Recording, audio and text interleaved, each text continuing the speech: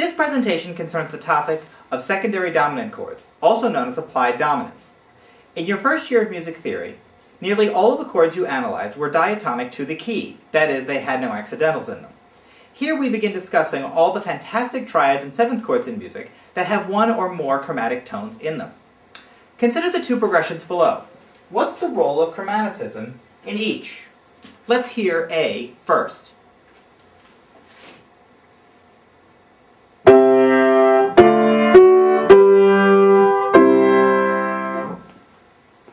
Here, the F sharp is a chromatic passing tone.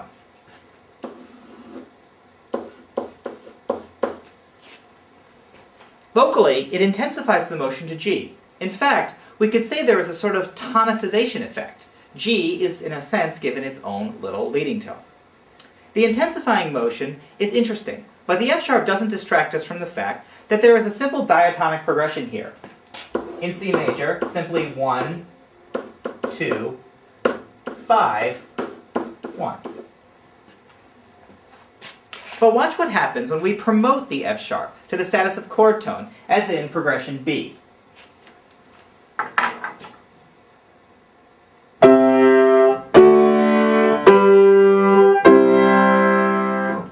The first thing we notice is that we have a chord that is completely foreign to the key of C major. There are no F sharps in this key.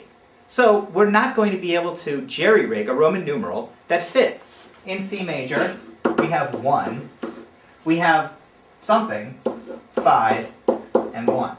But this is not big 2. There simply aren't F sharps that are diatonic to C. The second thing we notice is that it is a D triad going to G. This is a highly familiar progression. It looks and sounds like 5-1 in G major.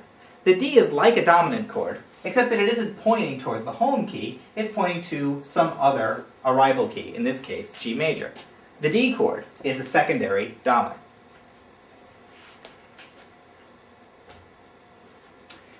The definition.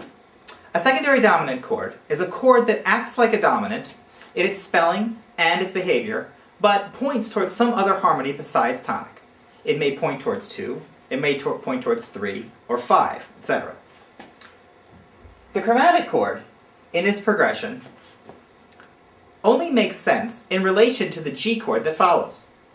We therefore call this chord, this D major chord, which did not fit in C, some sort of dominant of another chord.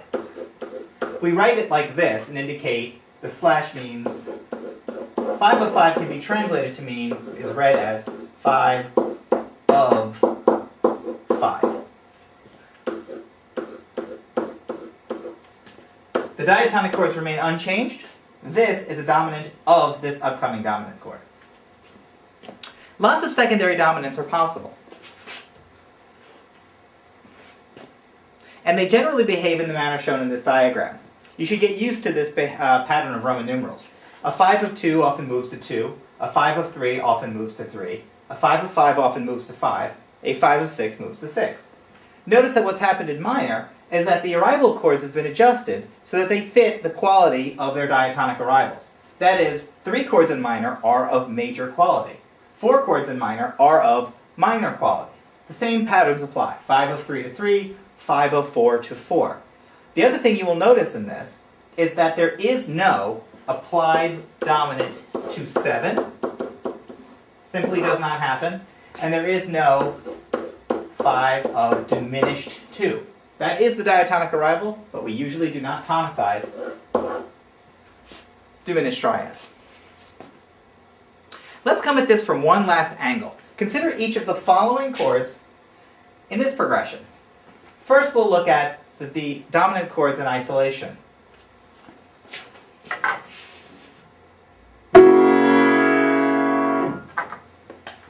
Looking at this first chord, we see that it's some sort of dominant seventh chord. But we have no context, we have no key, we can't identify it. We can identify the root though. Between a C sharp, A sharp, E, and F sharp, we know it is some sort of F sharp chord. Right? And we'll say that by definition it is a dominant, and I will tell you that it is in 4-3 position because of the C sharp in the bass. The arrival is going to be pointing towards some sort of B chord. In this case, I will tell you it's going to point towards B minor. and we can resolve it appropriately. Resolving a 5-7 chord means find the 7th of the chord. That would be E, goes down by step. We can resolve the C sharp to a B. We can resolve the A sharp also to a B.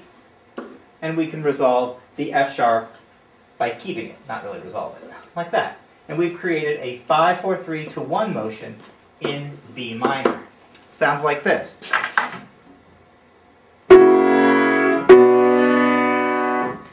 Right? Now, let's look at the second of the isolated chords. Also no context for this, but we still can tell that it's a 5-7 chord of some kind. The root in this case, between an A, C, D, and F sharp, is D. We'll say that this is a D chord that must be pointing, if it is indeed a 5, towards some sort of G. D to G would be a falling fifth motion. Now, in this case, we will say that it is, in this case, it's a 4-3 position, again, because of the A that's in the bass, in this D7 chord. Now, if we were going to resolve this properly, we might resolve the 7th first, that is the C natural, will go down to B. We might resolve the A down to G.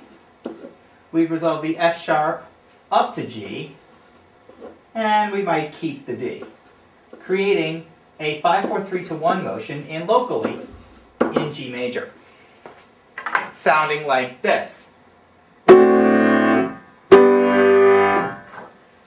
And very quickly we'll do one more of these. Another isolated chord, this time a dominant 7th chord or dominant 7th quality, but in a different inversion.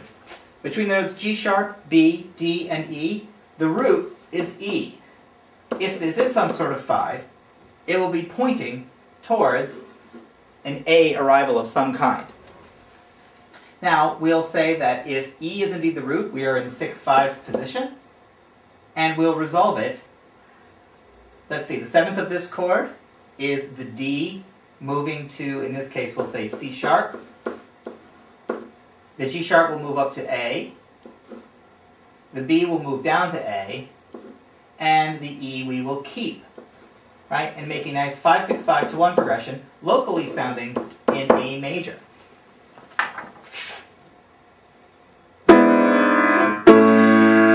So we had 3 5-7-1 motions that we were able to resolve without any recourse to what is the major key or anything like that. We just did 5-7-1 resolutions, always looking for the 7th to resolve down, and always looking for a nice voice leading. Now what happens in this example is all these 3 progressions get inserted directly into a larger progression. You'll notice that this 5-1 motion actually appears right here. You'll notice that this 5-1 motion, going from a D4-3 to a 1 chord, actually happens right there. Just slide it down into the progression. And the third one, from a G sharp to an A in the bass, or an E6-5, goes right here. The entire chromatic progression looks like as follows.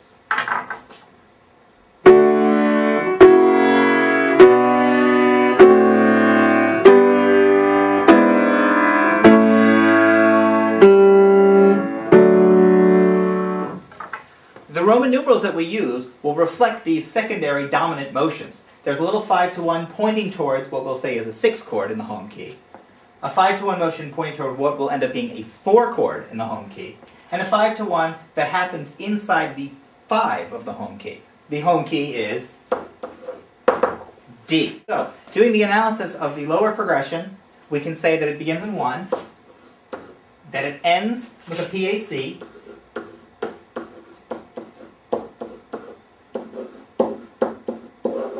and that along the way there are chords that point towards other diatonic arrivals. The B chord that arrives here is diatonic. The G chord that arrives here is also diatonic. They're simple chords in the key of D. This chromatic chord only makes sense pointing towards the B minor chord that comes up. We will say it is a 5-4-3 of 6. And this chord, similarly, is a 5-4-3 of 4. The last thing that happens is this chord, which we said was a 5-6-5, pointing towards the upcoming 5. That is the introduction to how to execute and recognize applied dominant chords.